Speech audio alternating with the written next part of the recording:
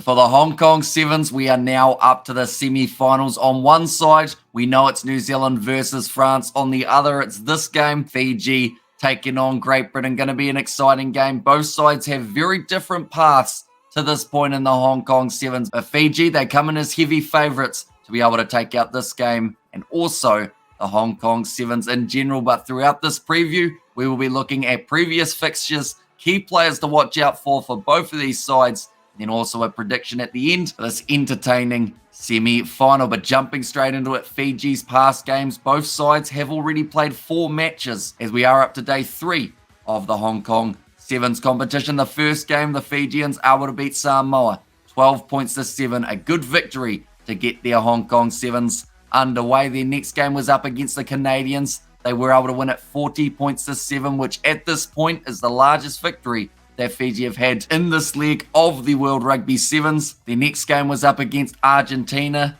This was a hard game for them to be able to get a victory in, but they were able to do it. 26 points to 19. Argentina, they were unlucky. They lost in the quarterfinals, but I believe that 5th place still just around the corner for Los Pumas. And then the last game was their quarterfinal, a tough one. Like I've said, they have not really had too many easy games throughout this Hong Kong Sevens. Fiji, this game up against the Blitzboks, able to win at 10 points to 7. Now, one of the concerning factors in that match was the fact that they did miss 2 conversions. I always mention that some of these games, when they're extremely close, those conversions can be the difference maker. Luckily for the Fijians, though, South Africa only able to score themselves the 1 try, so Fiji did advance. Now looking through at Great Britain, the results that they have had up till this point, they were a part of the other side of the draw. Throughout their pool stages, they were a part of Pool B. First game, close one, up against Uruguay, who have become a little bit of a dark horse on the 7th circuit. They were able to win at 14 points to 12. So they did start them off with a W in the win column. Then their next game up against Hong Kong, China, they did win at 33 points to 12. But then their third game was the one that it didn't quite go to plan. France able to beat Great Britain 17 points to 14. So in all of their games, they've scored at least 2 tries, Great Britain. But I feel like in this game up against Fiji, they will possibly need 3 or more. Looking at their quarterfinal, they were able to get themselves those 3 tries up against the USA. Got themselves in a very good position early on in that fixture.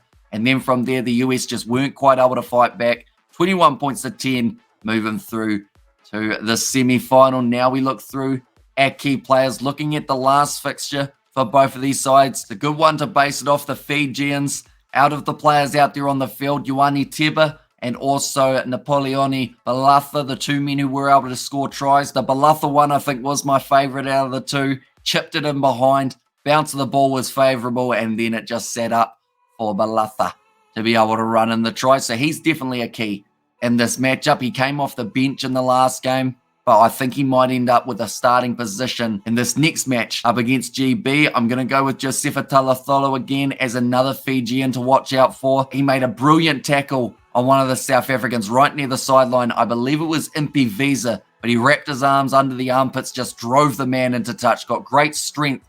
It was taking a couple of the Blitzboks players to drag him down each time he got the ball, and just seems to be able to create those magical Fijian moments. Then the last man to watch out for, I am going to go with Filippo Bucayaro.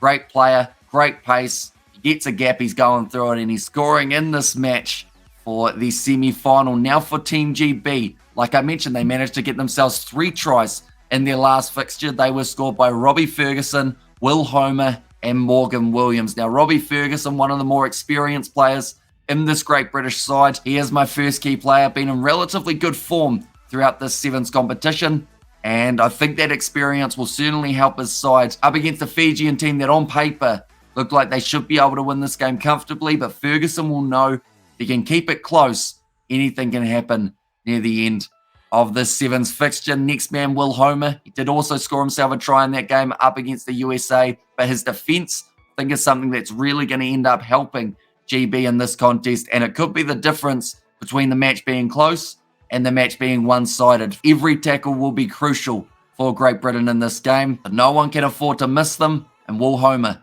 he doesn't miss too many of them when he is out there on the park. And then the third man, I'm going Femi Sofalaran. He came off the bench in the game up against the USA. He is a little bit similar to Balatha. They might consider starting him or they might go with that impact a little bit later on in the contest. But either way, when the man's on the field, you certainly know about it. You see him straight away, not just because he has dyed his hair blonde, but because he's a very talented player and he's always working next to the breakdown for Great Britain or out on the wing, ready to go for a big run.